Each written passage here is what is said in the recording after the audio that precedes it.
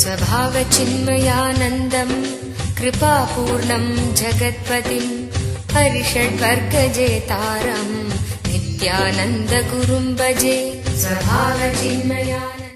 Maybe these few questions, then the next sutra. Since our society is at least partly controlled by politics, how do we as spiritual beings exist as part of our society? Can we be both political and spiritual beings? Yes. Understand, politicians may not be spiritual beings, but spiritual beings can be, tolerate, can be with politics. There won't be a problem. Spirituality gives you such an open understanding and vast inner space, you will be able to accommodate. You will be able to accommodate even those things. That is not a problem. This is an age-old problem. All fight in the planet Earth is between politicians and the religious people. That's all.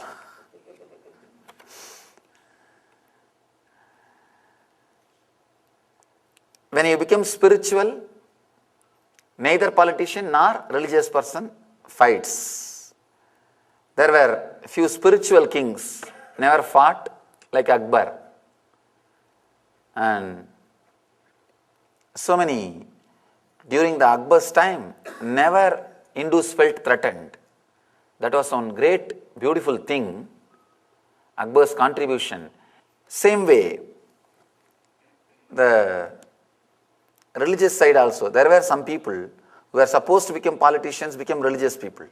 They always created fight, wars. So it's a spiritual essence. If it is not imbibed, whether you are a religious leader or politician, you will create fight. If you imbibe that, even if you are a politician, you won't create fight. And the first chief advisor of Akbar, his name is Maheshwara. In course of time, they started calling him as a Birbal. No. He is a Brahmin from a nearby village and his name is Maheshwara. For quite a long time, the record was saying his name only as Maheshwara. Even if you see the Akbar's court record, it says only as Maheshwara. He receives salary every month. The court document says his name as only as Maheshwara. And if you read his stories, very intelligent, wise advisor. He was depicted more like a joker, but he is not a joker. Intelligent advisor. And if you read his history, it says his name is from a Brahmin family and his name is Maheshwara. And his period was like a golden period, like Ashoka and Akbar. One area, the Ashoka created a golden period because of Buddhist enlightenment, Buddhist knowledge. He had a Buddhist knowledge. I don't know whether he is enlightened by himself, but surely he had a Buddhist enlightened masters guiding him. And same way Akbar. Akbar created a golden period because he had a Brahmin, very intelligent Brahmin as a guide. Is last night's sutra also a way to learn function on 2 to 3 hours of sleep a day? I need that in order to be closer to you. 2 to 3 hours sleep happens as a byproduct of psychological revolution. When an intensity comes to you, so much of love to do something or to enjoy something happens to you, suddenly sleep reduces. That's all.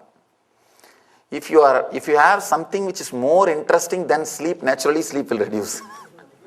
Most of our life there is nothing much interesting than sleep. So we decide, let us lie down. Since bondage and liberation is relative, why not just eat, drink and be merry? Perfectly all right. Be intense, that's all. Eat intensely. When you are eating, only eating. When you are sleeping, just sleeping. When you are drinking, only drinking. When you are in merry, just be in merry. If you can be in merry, you don't need anything else. The whole problem is because you can't be in merry. That is why you need so much of teachings and the ideas about liberation. See, that's what. Here you think, why not just eat, drink and be merry? You think it is very easy. No. What else do you think I am doing? I have been given this throne just because I eat, drink and be merry. The problem is, you can't be in merry, that is why you drink things which are not directly needed to your body, which can't be accepted by your body. If you can just be in merry, you don't need what you mean here as a drink. Because I am constantly being in merry, just little water is enough. Drinking water is more than enough for me to be in merry. I don't need anything else to be in merry. Understand? Sometime the master's words should be understood completely with intense clarity, not superficially. Eat, drink and be merry is not as a simple thing as you understand, as you think. If you do that same thing intensely, that's perfectly all right. You heard my words without intensity, that is why you are thinking what you think as a simple thing is what is meant by that word. Listen intensely and do all these three, eating, drinking and being in merry. Do all these three intensely. You won't have a problem. One small story about this intensity and understanding. After 25 years of married life, one day wife discovers, when she was going through the drawer of husband in his room, 3 soybeans and 3 bean and the $30 cash.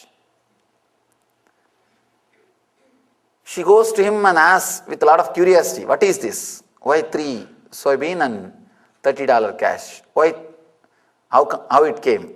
What is the meaning? He says, now I have to confess to you, whenever I cheated on you, I put 1 soybean in that. She said, 25 years, okay.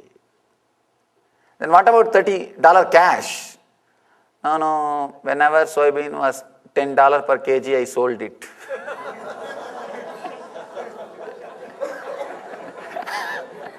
Understand?